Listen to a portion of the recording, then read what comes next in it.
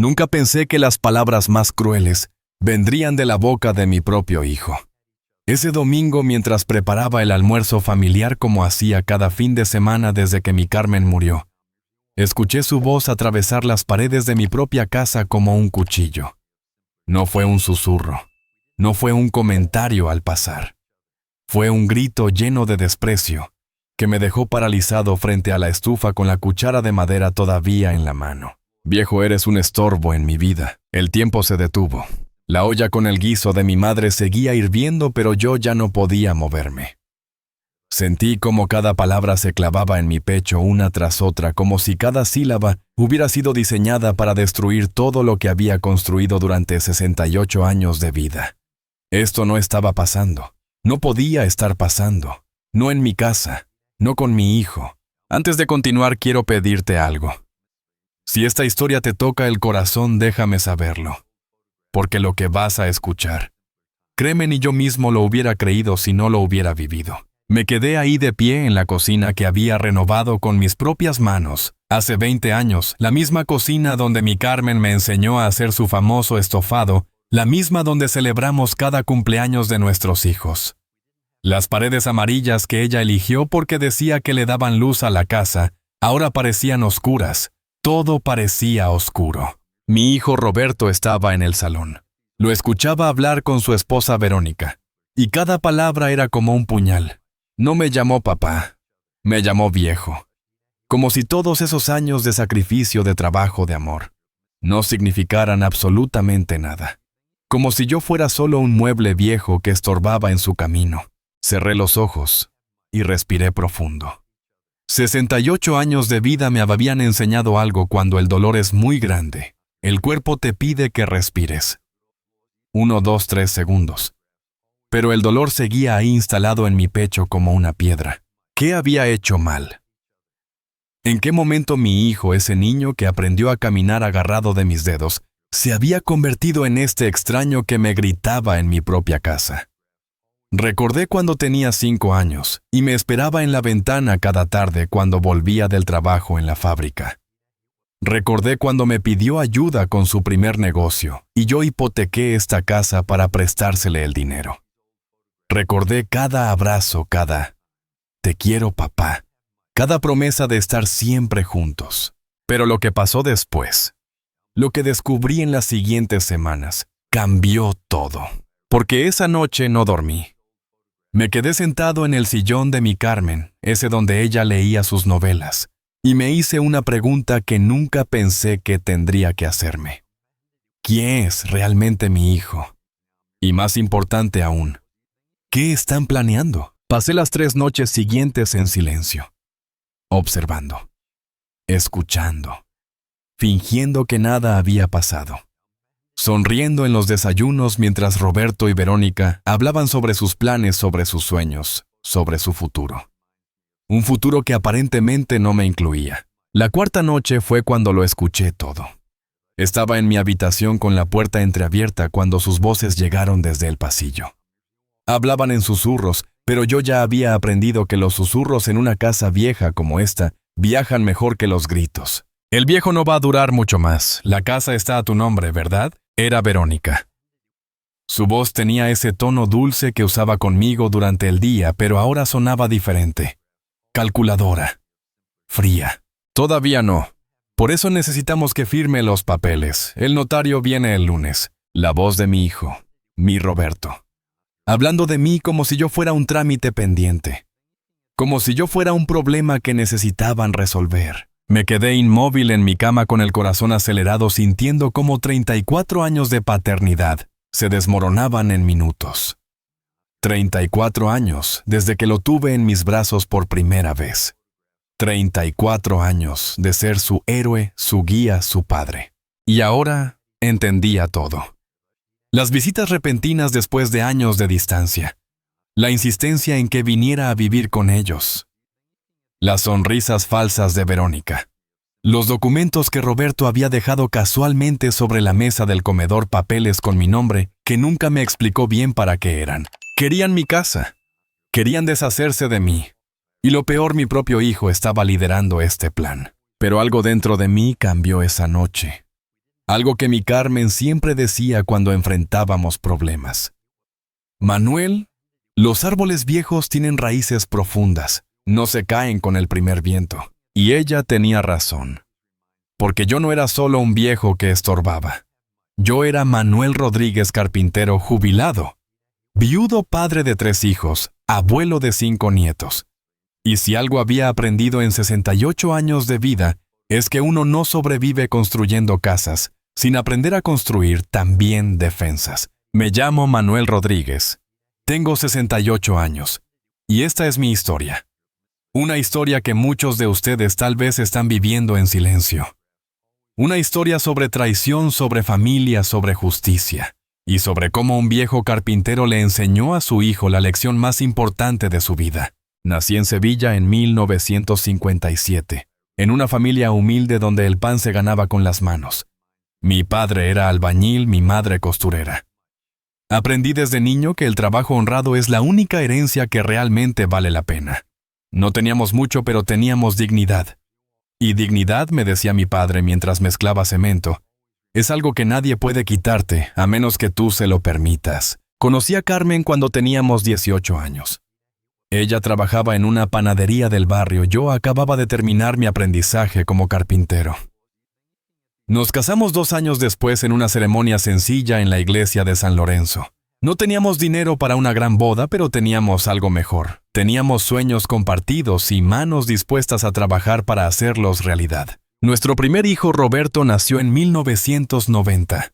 Yo tenía 33 años y trabajaba 12 horas al día en un taller de muebles. Carmen se quedó en casa para criarlo, aunque ella hubiera querido seguir trabajando. Era lo que hacíamos en esa época. Sacrificios, uno tras otro. Pero eran sacrificios con propósito, con amor, con la certeza de que estábamos construyendo algo importante, una familia. 2 años después, llegó nuestra hija Patricia. Y 4 años más tarde, el pequeño David. 3 hijos. 3 razones para levantarse cada mañana antes del amanecer. Y volver a casa cada noche, con el cuerpo molido pero el corazón lleno. Carmen era mi fortaleza. En los días difíciles, cuando el dinero no alcanzaba, cuando las facturas se acumulaban, ella me tomaba las manos y me decía, «Vamos a lograrlo, Manuel. Juntos siempre lo hemos logrado, y lo logramos». Compré esta casa con un préstamo que tardé 20 años en pagar.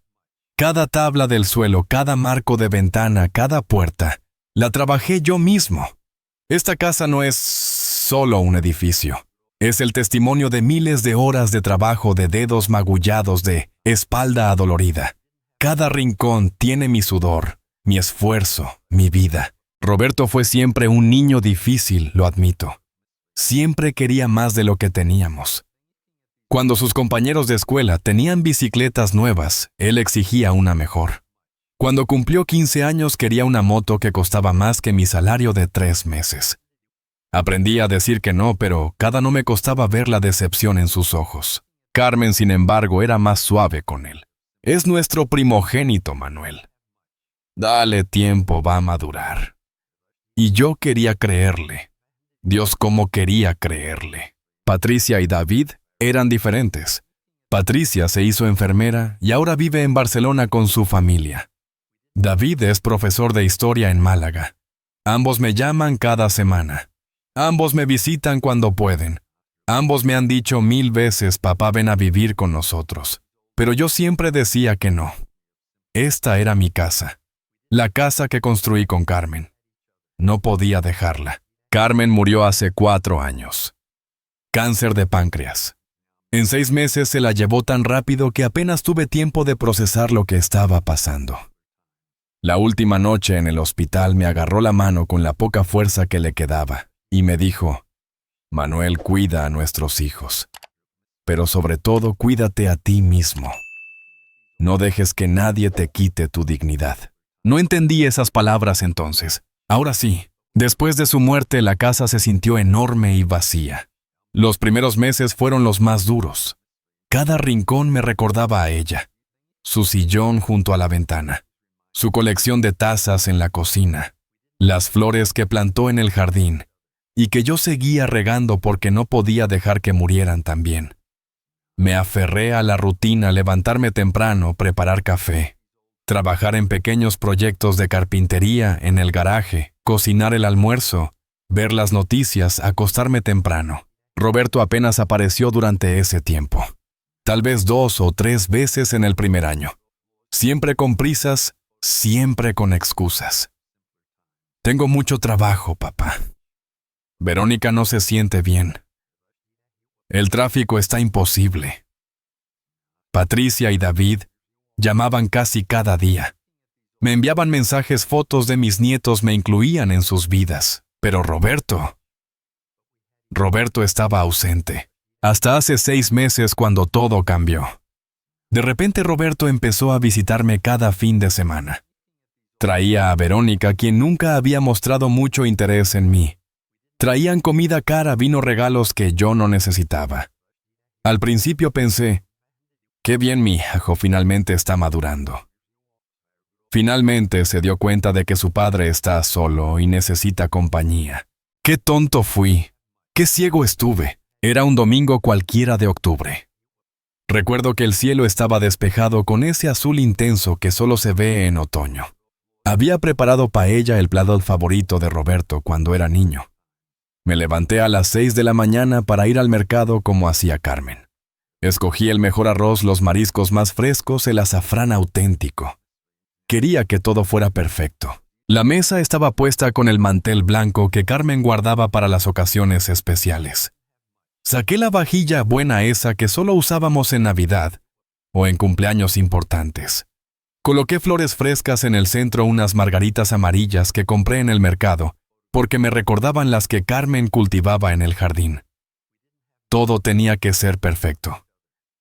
Mi hijo venía a almorzar. Mi hijo, su esposa, y tal vez pensé con ilusión este sería el domingo en que finalmente me sintiera parte de su vida otra vez. El olor de la paella llenaba la casa. Sofrito de tomate, ajo, pimentón, el caldo hirviendo lentamente. Cada aroma me transportaba a domingos pasados cuando Carmen estaba viva, y los niños corrían por la casa. Podía casi escuchar sus risas, casi ver a Roberto persiguiendo a Patricia por el pasillo. Casi sentir la mano de Carmen en mi hombro, mientras yo removía el arroz. Llegaron a las 2 en punto. Roberto conducía su coche nuevo, uno de esos alemanes caros que brillan tanto que casi ciegan. Verónica bajó primero con tacones altos y un vestido que probablemente costaba más que mi pensión de un mes. Ella siempre vestía así, como si estuviera yendo a una gala, en lugar de almorzar con su suegro. Sonrió cuando me vio.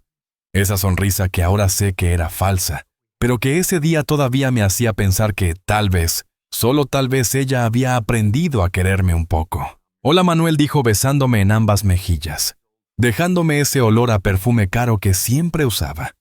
Qué bien huele todo. Has trabajado mucho, ¿verdad? Roberto entró detrás de ella. Me dio un abrazo rápido, de esos que se dan por obligación más que por afecto. Hola, viejo, dijo. Y esa palabra viejo ya no sonaba como un apodo cariñoso. Sonaba a algo más. A algo que yo todavía no quería ver. Pasamos al comedor. Le serví vino, un Rioja que había guardado para una ocasión especial. Roberto bebió sin siquiera mirar la etiqueta. Verónica apenas tocó su copa. Hablamos de cosas sin importancia. El clima, el tráfico, las noticias. Conversaciones superficiales que llenaban el espacio, pero no llenaban el silencio que había entre nosotros. Cuando serví la paella, Roberto tomó un bocado y asintió. Está bien, papá. Bien. No, está deliciosa. No como antes. No, me encanta justo como la hacía mamá. Solo está bien. Como si fuera un plato cualquiera de un restaurante mediocre. Verónica comió poco. Movía el arroz en su plato, separaba los mariscos, hacía pequeños montoncitos. La vi mirar su reloj 2 veces durante el almuerzo. Su teléfono sonó 3 veces. Cada vez lo revisaba, fruncía el ceño y volvía a dejarlo sobre la mesa. Yo intentaba mantener la conversación. Les pregunté por su trabajo. Roberto tiene una empresa de importación, algo de tecnología que nunca terminé de entender. Verónica trabaja en marketing, o eso dice, aunque nunca la he visto hablar de proyectos específicos o clientes. Ambos respondían con monosílabos. Bien. Normal. Lo de siempre. Después del almuerzo, mientras preparaba café, los escuché hablar en voz baja en el salón. No podía distinguir las palabras, pero el tono era urgente. Conspirador. Cuando volví con la bandeja del café, ambos estaban sentados en el sofá muy juntos, y se callaron abruptamente cuando entré. Verónica sonrió de nuevo. Esa sonrisa. Manuel, estábamos pensando, quizás deberías considerar vender esta casa. Es muy grande para ti solo. Y el mantenimiento debe ser agotador. La taza de café casi se me cae de las manos. Vender la casa. ¿Mi casa? La casa que construí con mis propias manos. La casa donde nacieron mis recuerdos más preciados. La casa donde Carmen murió. La casa donde todavía sentía su presencia en cada rincón. No dije simplemente, esta es mi casa. Roberto se inclinó hacia adelante. Papá, sé razonable. Tienes 68 años. Esta casa tiene 3 pisos. Las escaleras son peligrosas. ¿Qué pasa si te caes? ¿Qué pasa si te enfermas? Estás solo aquí. No estoy solo, respondí. Patricia me llama todos los días. David viene a visitarme cada mes. Y además esta es mi casa. Aquí están todos mis recuerdos. Los recuerdos no pagan las facturas. Manuel, dijo Verónica con una dulzura venenosa. Y francamente esta casa vale una fortuna. Podrías comprar algo más pequeño, más manejable. Y todavía te sobraría dinero para vivir cómodamente. O mejor aún, papá, intervino Roberto, podrías venir a vivir con nosotros. Tenemos espacio. Verónica ha estado pensando en convertir el sótano en un apartamento pequeño. Estarías con familia, no tendrías que preocuparte por nada. El sótano. Querían meterme en un sótano. Como si fuera un mueble viejo que se guarda para no tirarlo, pero tampoco se quiere tener a la vista. Gracias, pero no, dije intentando mantener la calma. Me gusta mi casa. Me gusta mi independencia. Y mientras pueda seguiré viviendo aquí. Vi cómo Roberto apretaba la mandíbula. Cómo Verónica cruzaba las piernas y miraba hacia otro lado. El ambiente se había vuelto tenso. Pesado. Como si el aire mismo se hubiera espesado. Papá, tienes que pensar en el futuro, insistió Roberto. No puedes ser egoísta. ¿Egoísta? La palabra me golpeó como un puñetazo. Yo que había trabajado toda mi vida para darles todo. Yo que hipotequé esta misma casa para prestarle dinero cuando quiso empezar su negocio. Yo egoísta. Traté de cambiar el tema. Les pregunté por los niños, por mis nietos que casi nunca veía. La respuesta fue vaga. Están bien. Ocupados con el colegio. El tono dejaba claro que no querían hablar de eso. No querían que yo formara parte de eso. El resto de la tarde transcurrió en un silencio incómodo. Verónica revisaba su teléfono constantemente. Roberto miraba su reloj cada 5 minutos. Yo intentaba hacer conversación, pero cada intento moría en el aire antes de llegar a ninguna parte. A las 5 de la tarde dijeron que tenían que irse. Planes, explicó Roberto vagamente. Cosas que hacer. Verónica ya estaba de pie buscando su bolso. La despedida fue rápida, fría. Otro abrazo de obligación. Otro beso de cortesía. Cuando se fueron me quedé de pie en la puerta viéndolos alejarse en ese coche brillante. Y fue entonces cuando lo noté. Algo en la forma en que Roberto miró la casa antes de subir al coche. No fue una mirada nostálgica. No fue una mirada de amor. Fue una mirada de tasación. Como si estuviera calculando el valor de cada ladrillo. Como si ya estuviera dividiendo las habitaciones en su mente. Volví adentro.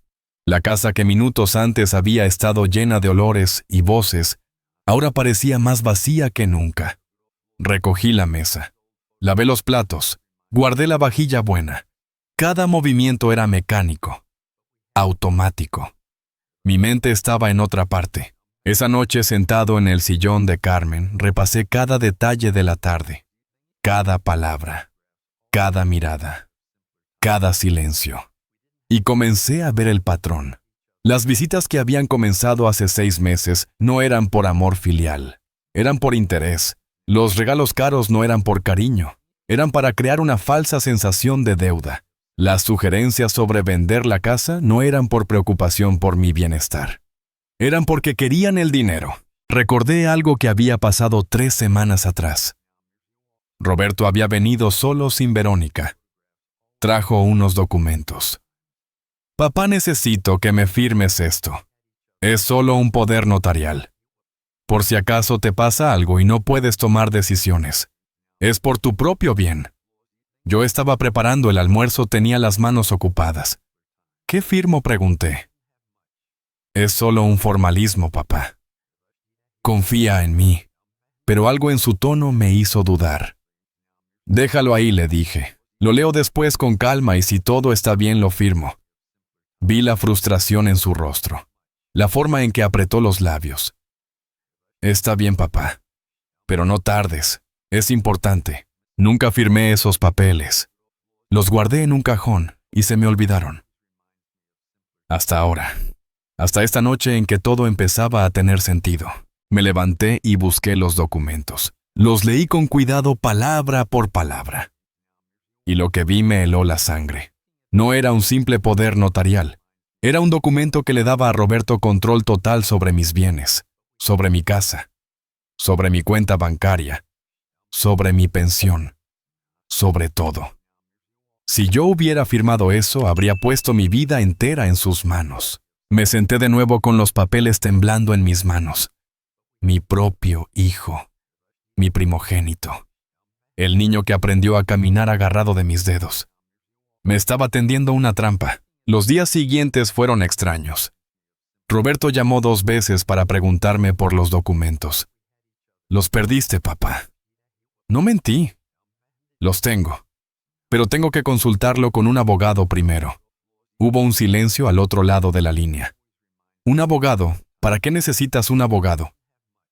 «Soy tu hijo. Para estar seguro, Roberto. A mi edad uno tiene que ser cuidadoso». Otro silencio. Luego «Está bien, papá. Pero no tardes». Y colgó. El viernes de esa semana Roberto vino de nuevo. Esta vez con Verónica y con alguien más. Un hombre de traje que presentó como su abogado. «Pensamos que sería más fácil si el doctor Méndez te explica los documentos personalmente, papá». Así no tienes dudas. El doctor Méndez tenía una sonrisa profesional. Demasiado perfecta. Demasiado practicada. Don Manuel, esto es realmente muy simple. Solo estamos protegiendo sus intereses. En caso de que usted tenga algún problema de salud, su hijo podrá manejar sus asuntos sin complicaciones legales. Es lo que hacen todas las familias responsables. Asentí. Fingí entender. Fingí estar considerándolo. Pero por dentro mi mente trabajaba a toda velocidad. Esto no era normal. Esto no era lo que hacen las familias que se quieren. Esto era lo que hacen las personas que quieren quedarse con algo que no les pertenece. Les dije que lo pensaría, que necesitaba tiempo. Vi la mirada que Roberto le dio a Verónica. Vi cómo ella apretó su bolso. Vi cómo el doctor Méndez guardó los documentos con una sonrisa que ya no parecía tan amable. Esa noche marqué el número de Patricia. «Hija, necesito tu consejo». Le conté todo, cada detalle, cada visita, cada conversación extraña. Los documentos, el abogado, todo. Hubo un silencio largo cuando terminé. Luego escuché su voz firme y clara. «Papá, no firmes nada.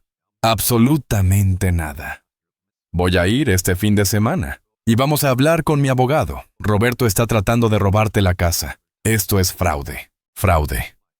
La palabra resonó en mi cabeza como una campana.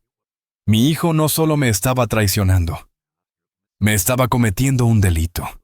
Y lo peor de todo es que lo estaba haciendo con una sonrisa, con abrazos falsos, con palabras de preocupación que escondían la avaricia más vil. El sábado por la mañana, Roberto apareció sin avisar. Entró como si la casa ya fuera suya. Fue directamente a la cocina, abrió la nevera, sacó una cerveza. «Papá, necesitamos hablar. Tengo una oferta para la casa. 1.200.000 euros. Es un buen precio. Podemos cerrar el trato en 2 semanas». Me quedé mirándolo. Este extraño que se parecía a mi hijo, pero que ya no era mi hijo. Una oferta. Yo nunca dije que quería vender. No seas terco, viejo. Esta casa es demasiado para ti. Y el dinero te vendría bien. Podrías mudarte a un piso pequeño más manejable. O como te dije, venir con nosotros. No voy a vender mi casa, Roberto. Su rostro cambió. La máscara de preocupación filial cayó. Y por primera vez vi lo que había debajo. Rabia. Frustración. Avaricia pura y desnuda. Entonces fue cuando lo dijo. Cuando dejó caer el tenedor que tenía en la mano. Cuando gritó esas palabras que cambiaron todo. Viejo, eres un estorbo en mi vida. Las palabras salieron de su boca como veneno. Como balas. Como cuchillos afilados diseñados para cortar todo lo que quedaba entre nosotros. El tenedor cayó al suelo con un ruido metálico que resonó en el silencio que siguió. Un silencio tan profundo que podía escuchar mi propio corazón rompiéndose. Me quedé paralizado. Completamente inmóvil. Con la cafetera todavía en mi mano a medio camino entre la estufa y la mesa. 68 años de vida y nunca había sentido un dolor así. No cuando me rompí 3 costillas en el taller. No cuando vi a Carmen partir en esa cama de hospital. Esto era diferente. Esto era un dolor que no tenía forma física, pero que me atravesaba el pecho, como si me hubieran clavado algo. Roberto estaba de pie ahora, su cara roja, sus puños apretados, y siguió hablando. Cada palabra era peor que la anterior. Toda mi vida ha sido una carga, siempre esperando que te agradeciera todo, que te venerara como si fueras un santo. ¿Sabes qué? Hiciste lo que tenías que hacer, lo mínimo. Eso no te hace especial, viejo. Eso te hace normal. La cafetera resbaló de mis dedos. El café se derramó sobre el suelo de la cocina, ese suelo que había pulido y barnizado yo mismo 20 años atrás. Pero no me moví. No podía. Estaba clavado en ese lugar viendo a mi hijo convertirse en un extraño, en un monstruo. Verónica entró a la cocina. Había estado escuchando desde el pasillo, estoy seguro. Su cara no mostraba sorpresa, no mostraba shock. Mostraba satisfacción, como si esto fuera exactamente lo que había estado esperando, lo que había estado planeando. Roberto, cálmate, dijo ella. Pero su voz no tenía urgencia. Era teatral, falsa. Está bien, Manuel. Roberto está estresado. Ha tenido mucho trabajo últimamente. No me calmo, gritó Roberto. Estoy harto. Harto de tener que venir aquí cada fin de semana. Harto de fingir que me importa. Harto de esperar a que este viejo terco entienda que ya no tiene ningún poder aquí. Finalmente encontré mi voz. Era apenas un susurro. Roberto, soy tu padre. Se rió. Una risa amarga, cruel, que jamás había escuchado salir de su boca. Mi padre murió el día que le dijiste que no a mi segundo préstamo. ¿Te acuerdas? Hace 8 años. Necesitaba 200,000 euros para expandir mi negocio. Y tú, con tu moralidad de pueblo, me dijiste que no podías darme más dinero, porque ya te debía demasiado. Recordé ese día. Recordé la conversación difícil. Roberto, ya te presté 500,000 euros. Todavía no me has devuelto nada. No puedo darte más. No porque no quiera, sino porque no tengo más. Pero él no había querido escuchar. Se había ido dando un portazo. Y no había vuelto. Hasta ahora. Hasta estos últimos 6 meses. ¿Y sabes qué hice? Continuó Roberto acercándose a mí. Su aliento olía a cerveza y a rabia. Conseguí el dinero por otro lado. Crecí mi empresa. Me hice exitoso. Sin ti. A pesar de ti. Y ahora vengo aquí y te veo viviendo en esta casa enorme sentado sobre una fortuna siendo un miserable tacaño que prefiere morir solo antes que ayudar a su propio hijo. Eso no es cierto, logré decir. Yo siempre... ¡Cállate! Su grito me hizo retroceder un paso. Ya no quiero escuchar tus excusas. Ya no quiero escuchar sobre sacrificios y sobre mamá y sobre los viejos tiempos. Quiero lo que me corresponde. Esta casa vale más de 1,000,000 de euros. Cuando te mueras se va a dividir entre Patricia, David y yo. Pero yo soy el que ha estado aquí. Yo soy el que ha venido cada maldito domingo fingiendo que me importa tu paella mediocre y tus historias aburridas. Verónica puso una mano en su brazo. Roberto, suficiente.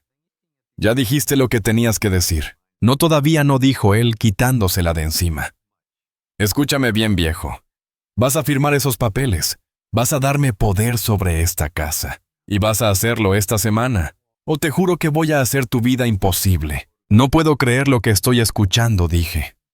Mi voz temblaba. Todo mi cuerpo temblaba. ¿Cómo puedes hablarme así? Soy tu padre. Te di todo. No me diste todo, escupió las palabras. Me diste lo justo para que sobreviviera, pero nunca lo suficiente para que prosperara. Siempre fue el carpintero humilde, enseñándome lecciones sobre el valor del trabajo y la dignidad. ¿Sabes qué? La dignidad no paga las cuentas. La dignidad no compra un buen coche. La dignidad no impresiona a nadie. Entonces entendí. Entendí que había perdido a mi hijo hace mucho tiempo. Tal vez nunca lo había tenido realmente. Tal vez Carmen tenía razón cuando me decía en esos últimos meses antes de morir que Roberto tenía algo roto por dentro. Algo que nosotros no habíamos podido arreglar. Sal de mi casa, dije. Las palabras salieron más firmes de lo que esperaba. ¿Qué escuchaste? Sal de mi casa ahora. Roberto se rió de nuevo. ¿Tu casa por cuánto tiempo más, viejo? Tienes 68 años. No vas a durar para siempre. Y cuando caigas, cuando te dé un infarto, o te caigas por esas escaleras que tanto te niegas a reconocer que son peligrosas, ¿quién crees que va a estar ahí? Patricia desde Barcelona. David desde Málaga, no. Yo. Y entonces esta casa será mía de todas formas. Verónica intervino con esa voz dulce y venenosa que ahora reconocía. Manuel, creo que todos necesitamos calmarnos. Roberto tiene razón en que necesitas ayuda. No estamos siendo crueles. Estamos siendo realistas. Eres mayor. Vives solo. Esta casa es demasiado grande. Los gastos son enormes. ¿No sería mejor simplificar tu vida? Simplificar mi vida, repetí. Es un bonito eufemismo para robarme todo lo que tengo. Nadie te está robando nada, dijo ella, y tuvo el descaro de poner una mano en mi brazo. Te estamos ofreciendo una solución. Una forma de asegurar tu futuro. De estar con familia. Quité su mano de un movimiento brusco. Ustedes no son mi familia. Mi familia está en Barcelona y en Málaga. Mi familia me llama todos los días para saber cómo estoy. Mi familia no viene aquí calculando cuánto vale cada mueble. Pues vete con ellos entonces, gritó Roberto. Vende esta maldita casa y vete a vivir con Patricia o con David. Pero no te atrevas a dejarnos fuera del testamento. No te atrevas a darnos la espalda después de todo lo que hemos soportado. Soportado. Mi voz subió de tono. ¿Qué han soportado exactamente? ¿Venir a comer gratis cada domingo? ¿Fingir que me quieren mientras planean cómo quitarme mi casa? No seas dramático, dijo Verónica. Roberto solo está expresando su frustración. Todos sabemos que esta situación no es sostenible. Me apoyé contra la pared. Las piernas me temblaban, el pecho me dolía. Por un momento pensé que realmente iba a darme un infarto. Y tal vez pensé con amargura, eso sería exactamente lo que ellos querían. Quiero que se vayan, dije más calmado. Necesito que se vayan ahora y no vuelvan. No hasta que puedan tratarme con el respeto que merezco. Roberto recogió su chaqueta del respaldo de la silla. Perfecto, nos vamos. Pero esto no termina aquí, viejo. Tengo abogados, tengo recursos y tengo derechos. Eres mi padre. Esa casa es parte de mi herencia y voy a asegurarme de recibir lo que me corresponde. Salieron dando un portazo. El sonido resonó por toda la casa. Y luego, silencio. Un silencio tan completo, tan absoluto que era casi físico. Me deslicé por la pared hasta quedar sentado en el suelo de la cocina. El café derramado formaba un charco oscuro a mi lado, como si la casa misma estuviera sangrando. No sé cuánto tiempo me quedé ahí. Podría haber sido 10 minutos o 2 horas. El sol cambió de posición. Las sombras se alargaron, y yo seguía ahí en el suelo tratando de procesar lo que acababa de pasar. Mi hijo me odiaba. O peor que eso, no sentía nada por mí excepto impaciencia por recibir su herencia. No era una persona para él, era un obstáculo, un estorbo. Sus propias palabras. Un estorbo en su vida. Pensé en Carmen, en lo que diría si estuviera aquí. Tal vez ella lo había visto venir. Tal vez por eso sus últimas palabras fueron: no dejes que nadie te quite tu dignidad. Tal vez ella sabía incluso entonces que Roberto era capaz de esto. Me levanté finalmente. Limpié el café, lavé la cafetera, guardé todo en su lugar. Movimientos automáticos, mecánicos. Como si al ordenar la cocina pudiera ordenar también mi vida, mi corazón, mi mundo que acababa de colapsar. Esa noche llamé a Patricia. No le conté todo, no todavía. Solo le dije que había tenido una discusión con Roberto, que necesitaba pensar, que tal vez ella tenía razón y debía hablar con su abogado, papá. ¿Qué pasó exactamente? Su voz estaba llena de preocupación genuina, un contraste tan marcado con el veneno que había escuchado de Roberto. Después, hija, te lo contaré todo después. Solo necesito saber si puedo confiar en ti. Hubo un silencio. Luego su voz firme y clara: papá, soy tu hija. Siempre puedes confiar en mí. Siempre. Lo que necesites, yo estoy aquí. Y David también. Esas palabras fueron como agua en el desierto. Alguien todavía me quería. Alguien todavía me veía como algo más que un estorbo. Los siguientes días fueron extraños. Roberto llamó una vez, dejó un mensaje de voz.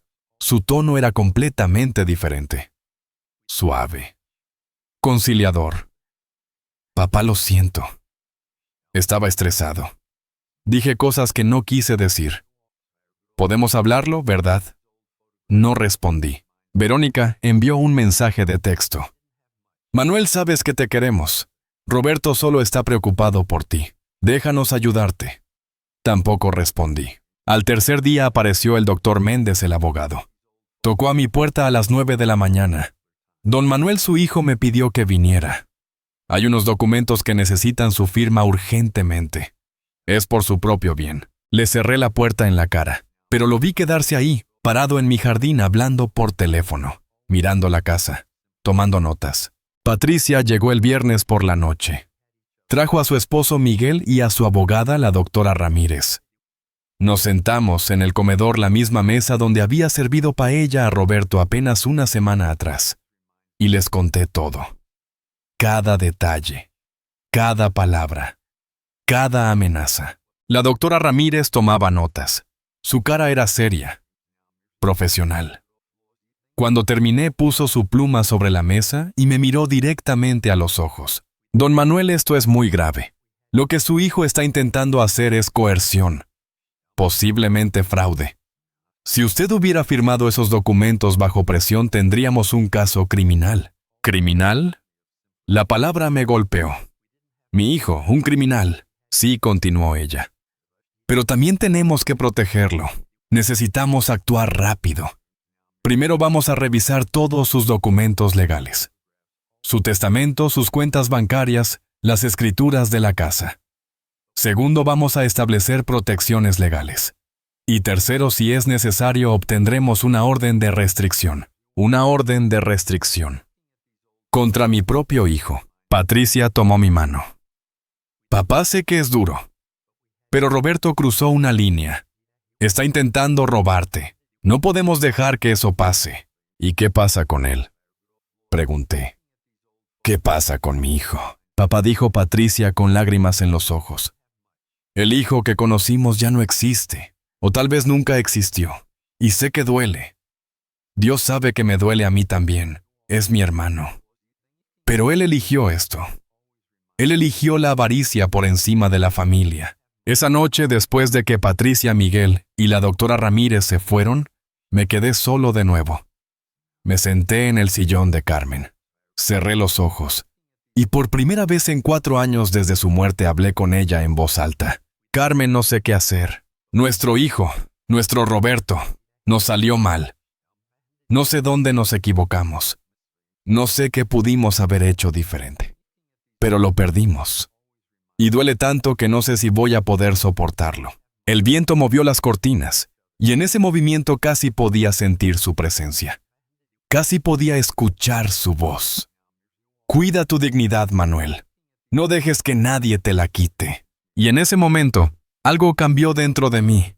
El dolor seguía ahí. La traición seguía ardiendo en mi pecho. Pero también había algo más fuerte. Determinación, rabia contenida, la decisión férrea de no dejarme vencer. Si Roberto quería guerra, tendría guerra. Pero no sería la guerra que él esperaba. No iba a ser la víctima débil de su historia. No iba a ser el viejo estorbo que se rinde y entrega todo. Iba a luchar. Y no solo iba a luchar, iba a ganar. Porque yo era Manuel Rodríguez. Carpintero. Viudo. Padre. Abuelo. Y tal vez era viejo. Tal vez tenía 68 años. Tal vez mis manos ya no eran tan firmes como antes. Pero mi mente estaba clara. Mi voluntad era de hierro. Y si algo había aprendido en 68 años de vida, es que los árboles viejos tienen raíces profundas. Y que cuando se desata una tormenta son los árboles jóvenes y superficiales los que caen primero. Me levanté del sillón. Fui a mi estudio. Saqué papel y pluma. Y empecé a hacer una lista. Una lista de todo lo que necesitaba hacer. Todo lo que necesitaba proteger. Todo lo que necesitaba cambiar. Roberto había cometido un error. Había mostrado sus cartas demasiado pronto. Había revelado sus intenciones antes de tener todo asegurado. Y ese error iba a costarle caro. Porque ahora yo sabía exactamente contra qué estaba luchando. Y sabía exactamente qué tenía que hacer para protegerme. El lunes por la mañana a las 8 en punto llamé a la doctora Ramírez. Estoy listo, le dije. Hagamos esto. Protejamos todo. Y asegurémonos de que Roberto aprenda una lección que nunca va a olvidar. La lección más importante que un padre puede enseñarle a un hijo. Que la avaricia tiene consecuencias. Que la traición tiene precio. Y que subestimar a un viejo es el error más grande que puedes cometer. Esa noche no dormí. Ni esa ni las dos siguientes. Me quedaba despierto en la oscuridad mirando el techo que había pintado con mis propias manos hace 15 años. Carmen me había ayudado ese verano. Ella sostenía la escalera mientras yo subía con la brocha. Reíamos. Hacíamos planes. Hablábamos del futuro como si fuera algo hermoso que nos esperaba. Ahora ese techo era solo un recordatorio de todo lo que había perdido. No solo a Carmen, sino a Roberto. A la ilusión de tener una familia completa. A la idea de que el amor es más fuerte que todo. Mentiras. Todas mentiras que nos contamos para sobrevivir. Me levantaba a las 3 de la mañana. A las 4. A las 5. Caminaba por la casa como un fantasma. Cada habitación me hablaba. El dormitorio de Roberto, que había mantenido intacto todos estos años, ahora me parecía un santuario a una mentira. Sus trofeos de fútbol del colegio, sus diplomas, las fotos de cuando era niño.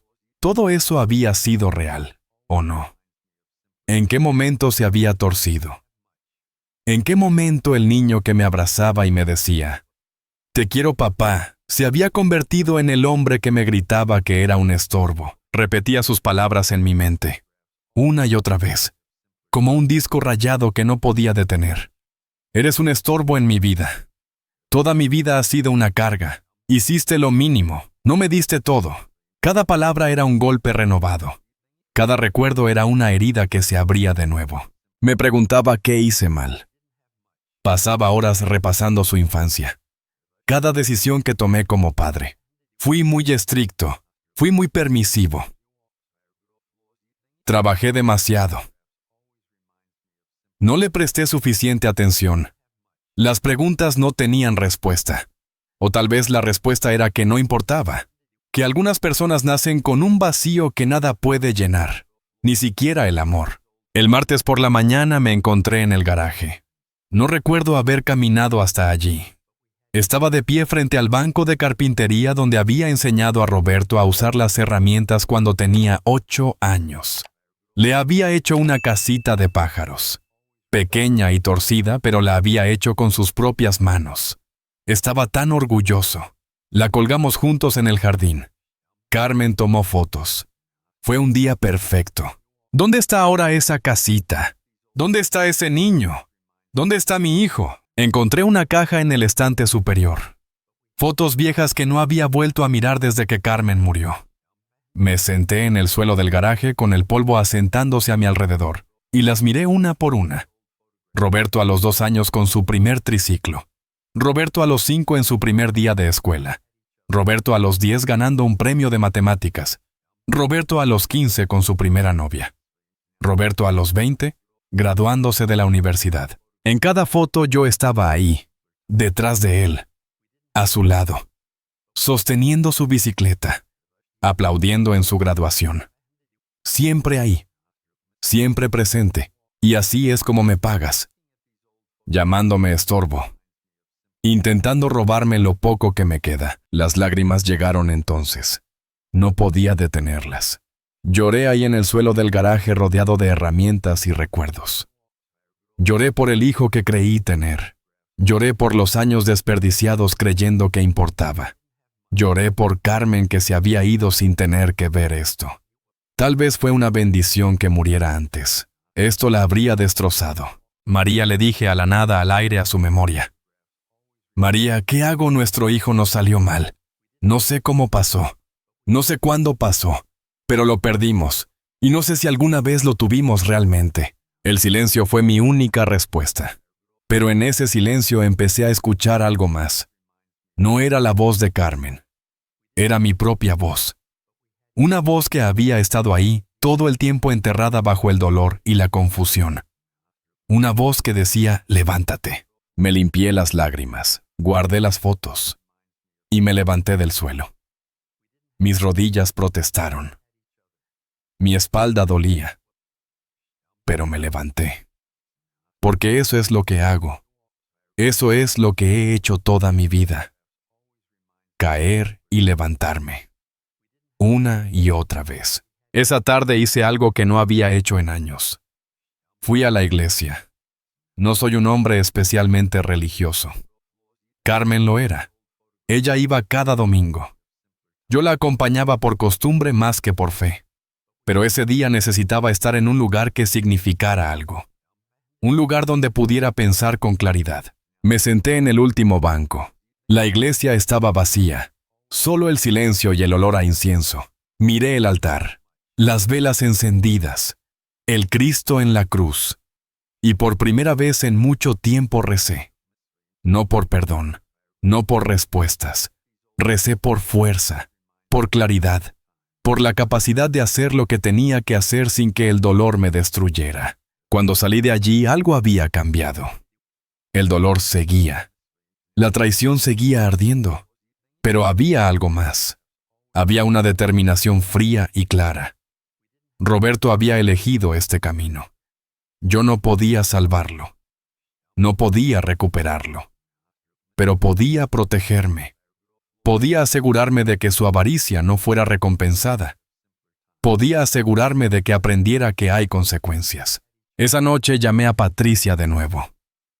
Esta vez le conté todo, sin filtros, sin suavizar las palabras de Roberto. Le conté cada detalle de esa tarde horrible, cada insulto, cada amenaza. Y cuando terminé hubo un largo silencio al otro lado de la línea. Papá finalmente dijo Patricia con la voz quebrada. Siento mucho que hayas tenido que pasar por esto. Siento que Roberto se haya convertido en esto. Pero tienes que saber algo. David y yo hemos estado hablando. Y los dos estamos de acuerdo en algo. ¿En qué? En que te mereces ser feliz. Te mereces estar en paz. Y si eso significa cortar a Roberto de nuestras vidas, entonces eso es lo que vamos a hacer. No estás solo en esto, papá. Nunca estuviste solo. Sus palabras fueron como bálsamo. Por primera vez en días sentí que podía respirar. No estaba solo. Tenía a Patricia, tenía a David. Tenía a mis otros 2 hijos que realmente me querían. Eso tenía que ser suficiente. Tenía que serlo. El miércoles vino la doctora Ramírez con más documentos. Nos sentamos en el comedor y revisamos todo. Mi testamento actual. Las escrituras de la casa. Mis cuentas bancarias. Mis inversiones. Todo lo que había acumulado en 68 años de trabajo. Don Manuel, dijo ella con seriedad. Necesitamos hacer cambios importantes. Su testamento actual divide todo en 3 partes iguales entre sus hijos. Necesitamos modificarlo. No solo por protección, sino porque Roberto ha demostrado que no merece esa herencia. ¿Puedo hacer eso?, pregunté. ¿Puedo desheredarlo completamente? ¿Punto? Puede. Y dadas las circunstancias, yo se lo recomiendo. Pero hay que hacerlo bien, hay que documentar todo.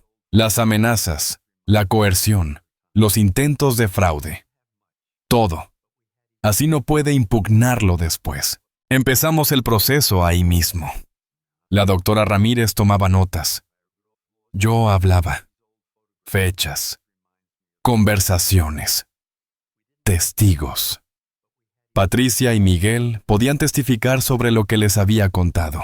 La doctora Ramírez tenía los documentos que Roberto había intentado hacerme firmar. Teníamos un caso sólido, pero algo dentro de mí todavía dudaba.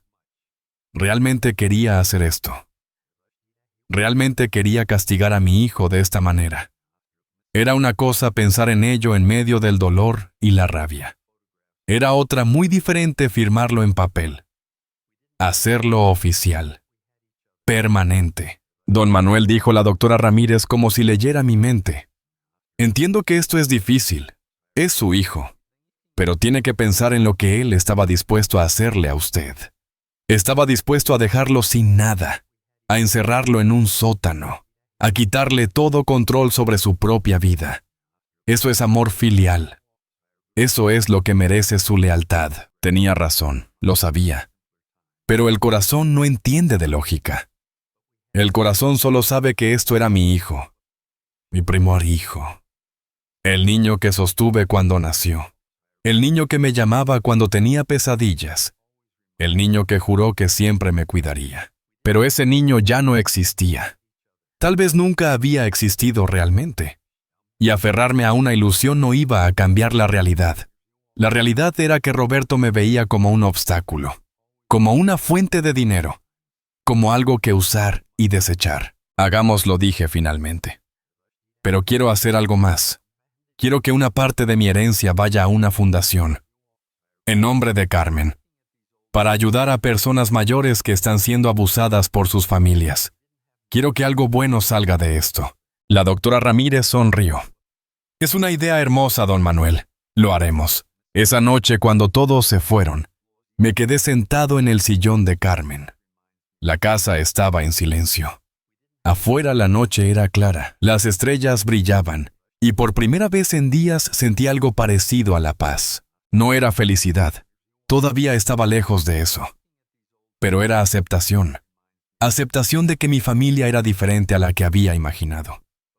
Aceptación de que Roberto había elegido su camino, y yo no podía salvarlo.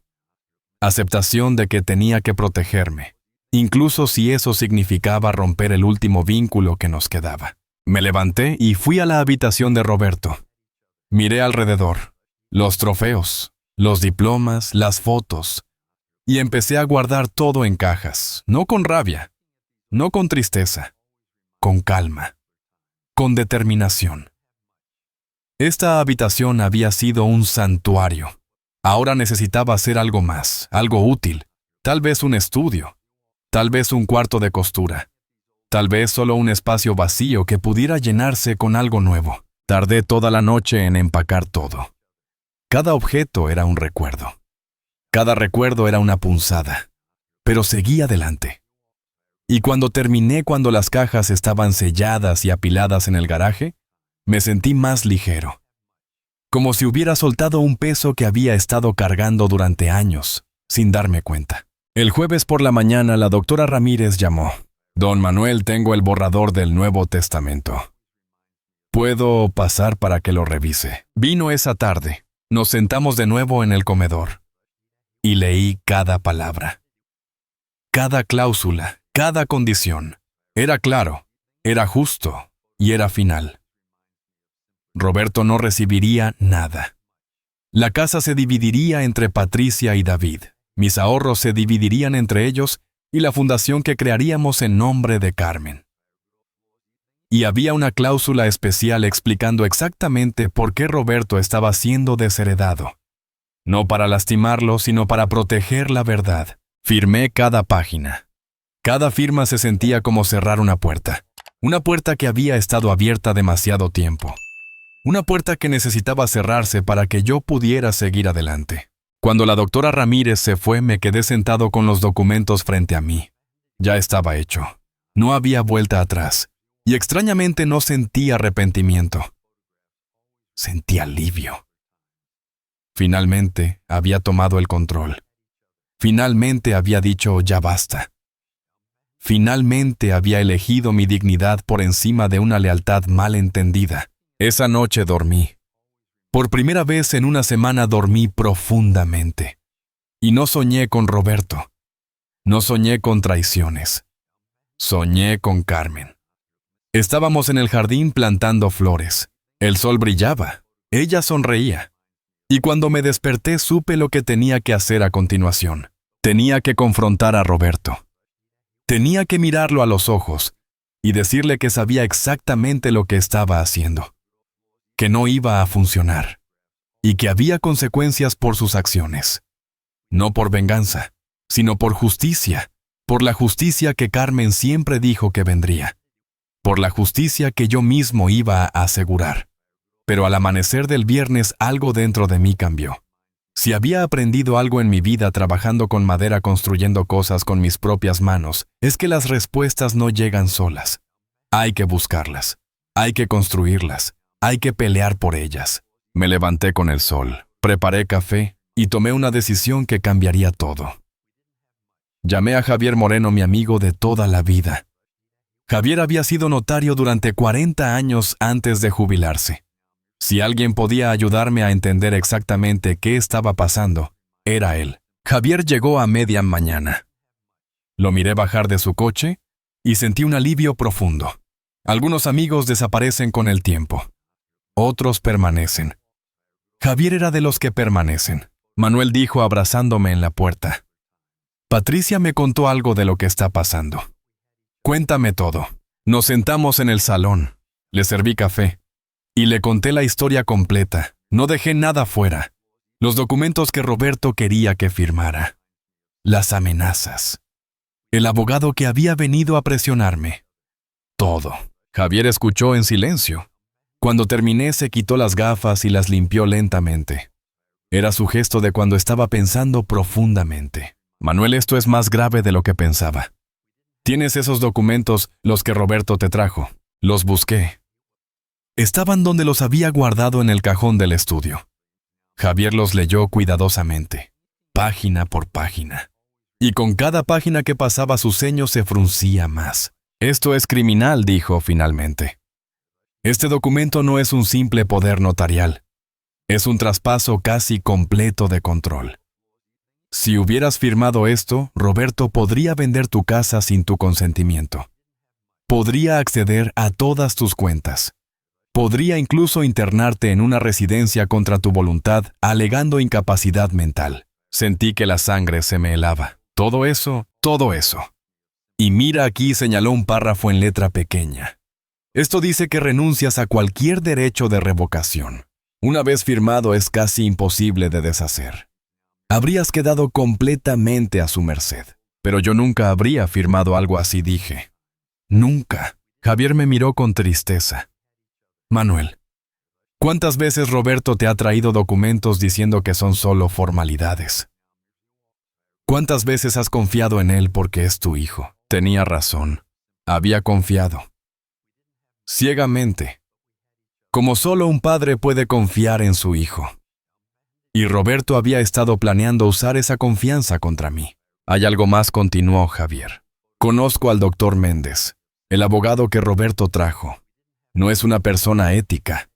Ha estado involucrado en varios casos de fraude a personas mayores. Nunca lo han podido probar completamente, pero la comunidad legal sabe quién es realmente. Entonces Roberto no solo estaba tratando de robarme. Estaba trabajando con alguien especializado en este tipo de crímenes. Necesito que me ayudes con algo, Javier. Necesito entender cuál es mi posición legal. ¿Qué puedo hacer? ¿Cómo puedo protegerme completamente? Javier asintió. Voy a llamar a algunos contactos. Vamos a investigar qué más ha estado haciendo Roberto. Y te voy a ayudar a blindar todo.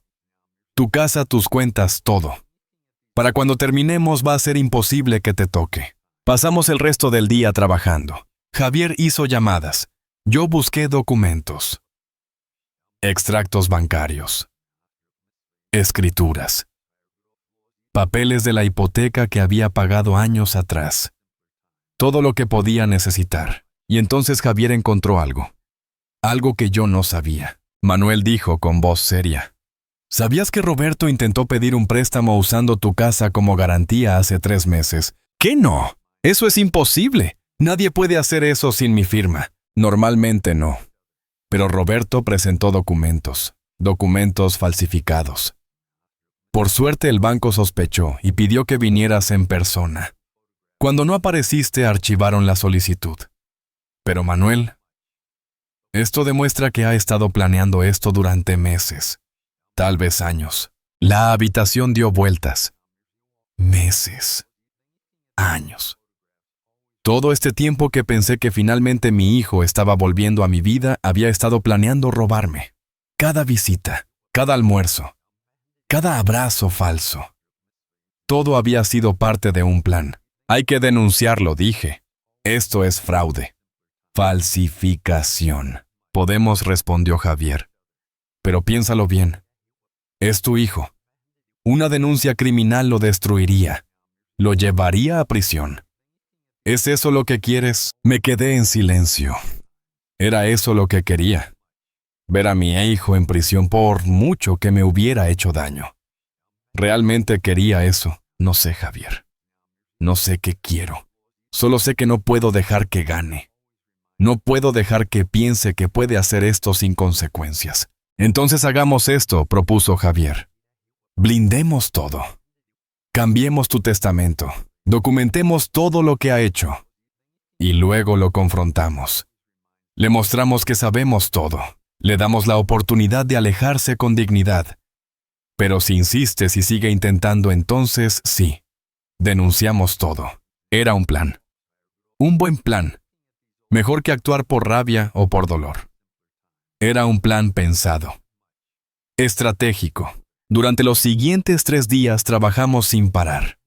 Javier trajo a un abogado joven especialista en Derecho de Familia y Protección de Personas Mayores, el doctor Sebastián Torres. Era eficiente, discreto, y entendía exactamente lo que estábamos enfrentando. Don Manuel me dijo, el doctor Torres no está solo en esto. Veo casos como el suyo todas las semanas.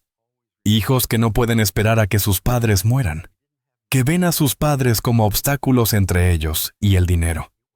Es más común de lo que cree. Eso no me hace sentir mejor, respondí. No debería. Pero sí debería hacerle sentir que tiene derecho a protegerse, a defenderse. Su hijo cruzó una línea. Ahora toca establecer consecuencias. El lunes por la mañana todo estaba listo. Nuevo testamento firmado y registrado. Cuentas bancarias protegidas con nuevas contraseñas y verificaciones.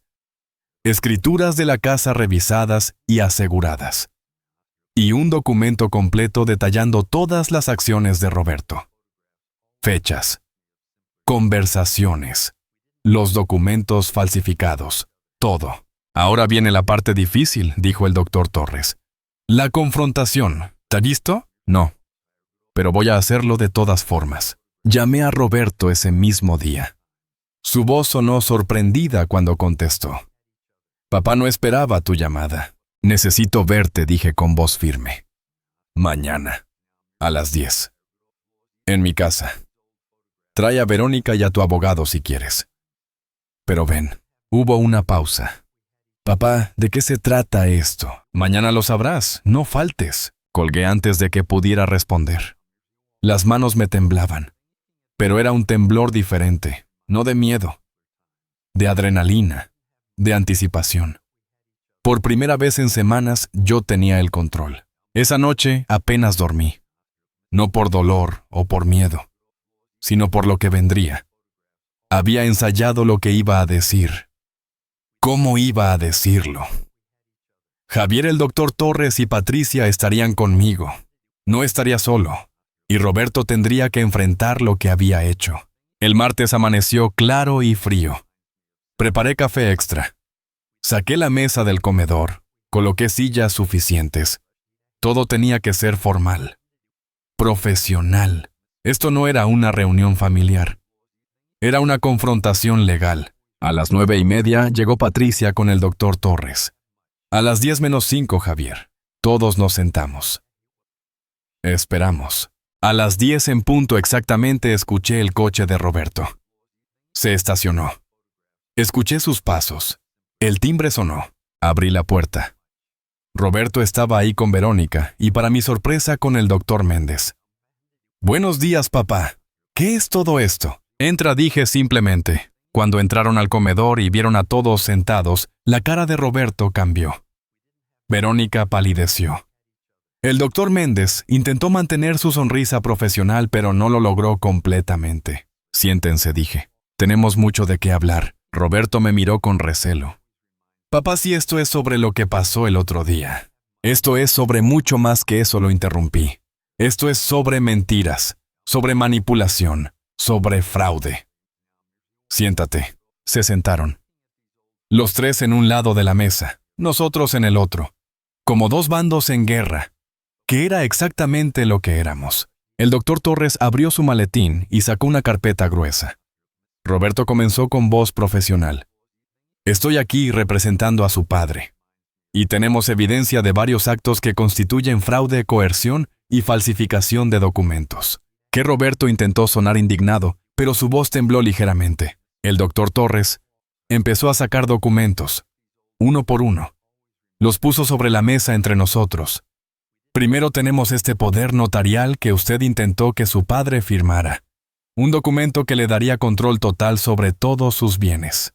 Segundo, tenemos evidencia de que intentó obtener un préstamo usando la casa de su padre como garantía, falsificando su firma. Tercero, tenemos grabaciones y testimonios de sus amenazas y comentarios sobre internar a su padre en una residencia contra su voluntad». La cara de Roberto pasó de la sorpresa a la rabia. «Esto es ridículo. Soy su hijo, solo estaba tratando de ayudarlo». «Ayudarme», repetí con calma. «Llamarme estorbo es ayudarme. Intentar robar mi casa es ayudarme. Falsificar mi firma es ayudarme». «Yo nunca», comenzó Roberto. «No mientas», lo interrumpí. «Ya no más. Lo sé todo. Todo, y tengo pruebas de todo. Saqué mi propia carpeta. La puse sobre la mesa. Roberto, este es mi Nuevo Testamento. Está firmado, registrado, y es completamente legal. Quiero que lo leas». Le pasé una copia. Vi cómo sus ojos recorrían las páginas. Vi el momento exacto en que llegó a la parte donde era desheredado. Su cara se puso roja. «No puedes hacer esto», dijo con voz temblorosa. «Puedo». Y lo hice. «Y Jaime, si intentas impugnarlo, si intentas causar problemas, tengo suficiente evidencia para presentar cargos criminales. Fraude, falsificación, coerción. El doctor Méndez también está incluido en esto. Ambos podrían ir a prisión». El doctor Méndez se levantó abruptamente. «Yo no sabía nada de esto. Roberto me dijo que tenía el consentimiento de su padre. Yo solo...» «Usted es cómplice», dijo el doctor Torres con frialdad. «Y está siendo grabado en este momento admitiendo su participación». El doctor Méndez se volvió blanco. Sin decir otra palabra, tomó su maletín y salió. Lo escuchamos correr hacia su coche. Arrancar. Alejarse. Roberto seguía mirando el testamento. Verónica estaba en silencio con lágrimas corriendo por su cara. Lágrimas que no me conmovieron ni un poco. «Papá», finalmente dijo Roberto. Su voz sonaba diferente. Más pequeña. «Papá, yo...». «Lo siento». «¿Lo sientes?» Me incliné hacia adelante. «¿Sientes qué exactamente? ¿Sientes haberlo intentado?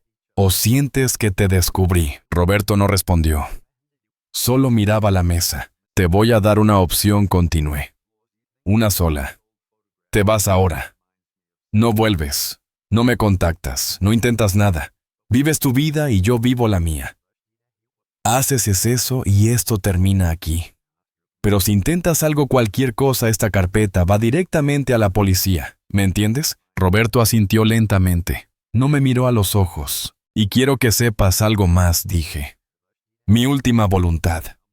Una parte de lo que dejé se destinará a una fundación en nombre de tu madre. Una fundación para ayudar a personas mayores que son abusadas por sus propias familias, para que otros no tengan que pasar por lo que yo pasé. Esa será tu herencia. Saber que tu avaricia ayudó a crear algo bueno. Roberto se levantó. Verónica lo siguió. Caminaron hacia la puerta como zombies. Antes de salir, Roberto se volvió. Por un momento pensé que iba a decir algo, que iba a pedir perdón de verdad, que iba a mostrar aunque sea un destello de remordimiento genuino. Pero solo dijo, esto no termina aquí, y se fue. Cerré la puerta detrás de él. Y por primera vez en semanas sonreí, porque había ganado. No con violencia, no con venganza, sino con inteligencia, con preparación, con dignidad. Roberto había subestimado al viejo, y ese había sido su error más grande. Esa fue la última vez que vi a Roberto. No como mi hijo, sino como la lección más dura de mi vida. Han pasado 8 meses desde ese día. 8 meses en los que he aprendido más sobre mí mismo que en todos los años anteriores. Los primeros días después de la confrontación fueron extraños. Me sentía vacío. No triste exactamente, sino vacío. Como si algo que había estado cargando durante años finalmente se hubiera ido, y ahora tenía que aprender a caminar sin ese peso. Era liberador y aterrador al mismo tiempo. Patricia vino a quedarse conmigo esa primera semana. No me dejaba solo. Cocinábamos juntos, hablábamos. A veces llorábamos. Otras veces reíamos recordando los buenos tiempos cuando Roberto era realmente mi hijo y no un extraño disfrazado de familia. Papá me dijo una noche mientras tomábamos té en el salón, hiciste lo correcto. Sé que duele. Sé que siempre dolerá. Pero él te obligó a elegir entre tu dignidad y él. Y elegiste bien. Yo no quería elegir, respondí. Quería tener ambas cosas, lo sé. Pero a veces la vida no nos da esa opción. A veces las personas que amamos nos obligan a tomar decisiones imposibles. David también vino. Trajo a sus hijos, mis nietos. Verlos correr por la casa, llenarla de risas, me recordó que la familia no siempre es la que nace contigo. A veces es la que eliges, la que te elige, la que se queda cuando las cosas se ponen difíciles. Abuelo, me preguntó mi nieto Mateo, de 7 años. ¿Es verdad que ya no vamos a ver al tío Roberto? Es verdad, respondí. A veces las personas toman caminos diferentes, y eso está bien. Pero tú estás triste, lo miré. Sus ojos grandes y curiosos. Su inocencia. Un poco, admití. Pero también estoy bien, porque tengo a tu papá, a tu tía Patricia y los tengo a ustedes. Y eso es suficiente. Y lo era. Era más que suficiente. El primer mes fue el más difícil. Roberto intentó contactarme 3 veces. Mensajes de texto que no respondí. Llamadas que no contesté. Una carta que llegó por correo y que quemé sin abrir. Javier me había advertido que probablemente intentaría manipularme de nuevo. Usar la culpa, usar el amor, usar cualquier cosa que pudiera funcionar. Pero yo había aprendido mi lección. No más segundas oportunidades para alguien que no las merecía. No más dar mi corazón a alguien que solo quería mi dinero. Al segundo mes, Verónica intentó visitarme. Tocó a mi puerta un martes por la tarde. La vi a través de la ventana. Parecía demacrada, cansada. Pero no abrí. Me quedé en silencio hasta que se fue.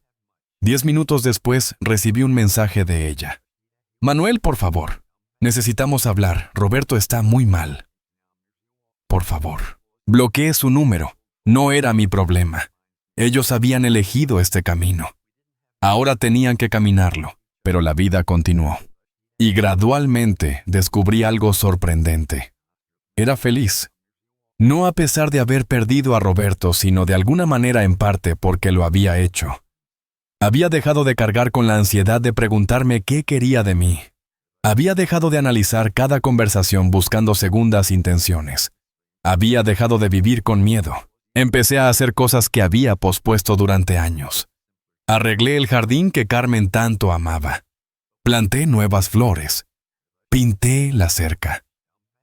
Arreglé esa gotera en el techo que llevaba meses ignorando. Cada proyecto era una afirmación. Esta es mi Katas, mi vida, y la voy a vivir en mis términos. También empecé la Fundación Carmen Rodríguez para la protección de personas mayores. El doctor Torres me ayudó con todos los trámites legales. Patricia diseñó el logo. David se encargó de la página web. Era un proyecto familiar. Algo hermoso, nacido de algo terrible. Nuestra primera beneficiaria fue Rosa, una mujer de 73 años, cuyo hijo la había dejado sin nada. Le pagamos un abogado. La ayudamos a recuperar su casa. Cuando me dio las gracias con lágrimas en los ojos, supe que esto era lo correcto, que Carmen estaría orgullosa. Al tercer mes algo inesperado pasó. Me llegó una carta del doctor Méndez, el abogado de Roberto. Había sido desbarrado. Perdió su licencia por las acusaciones de fraude. En la carta me pedía perdón. Decía que Roberto lo había engañado a él también, que no sabía toda la verdad. No sé si le creí completamente, pero al menos tuvo el coraje de asumir responsabilidad. Roberto, por otro lado, guardó silencio. Patricia me contó que había vendido su empresa, que Verónica lo había dejado, que estaba viviendo en un apartamento pequeño muy diferente de la vida lujosa que había llevado. Parte de mí sintió lástima, solo una parte pequeña, pero la mayor parte recordaba sus palabras: eres un estorbo en mi vida, y la lástima se evaporaba. Al cuarto mes tuve una conversación importante con Javier. Estábamos tomando café como hacíamos cada semana ahora. Manuel me dijo: quiero preguntarte algo. ¿Te arrepientes? Pensé cuidadosamente antes de responder. De algunas cosas sí. Me arrepiento de no haber visto las señales antes.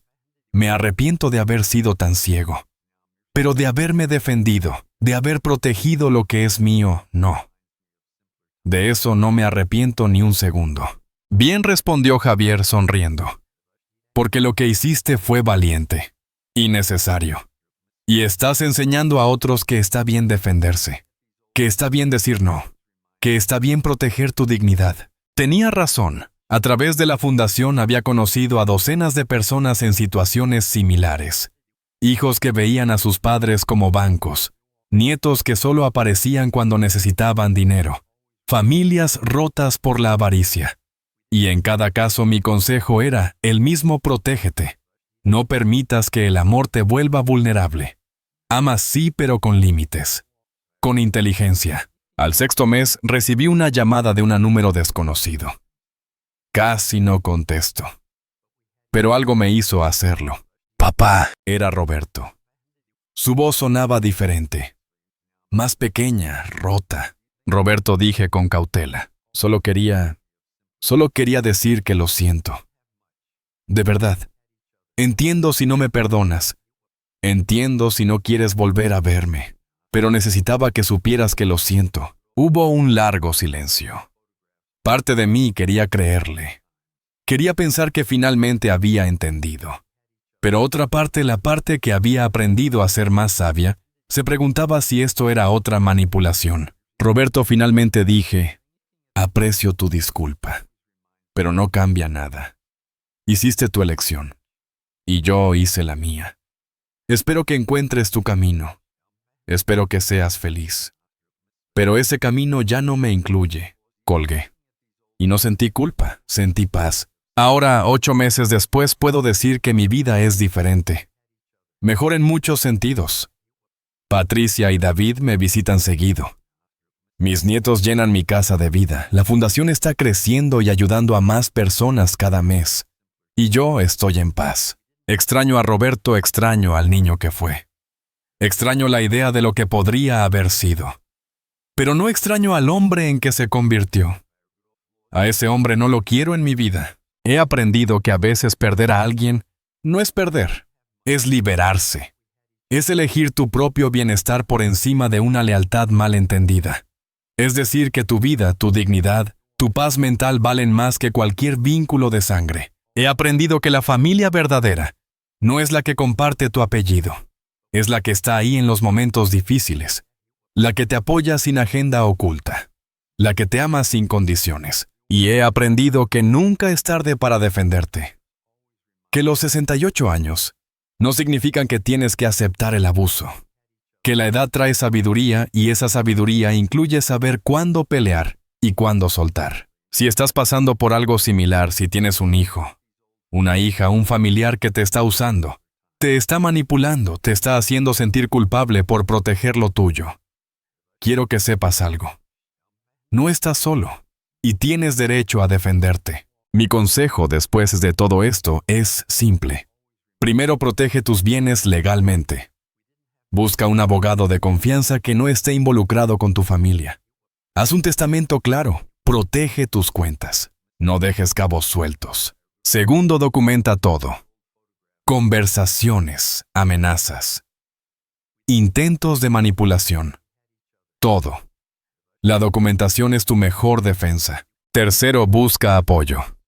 Habla con otros hijos que sí te apoyen. Habla con amigos. No te aísles. La soledad te hace vulnerable. Cuarto, recuerda que el amor verdadero no exige, no amenaza, no manipula.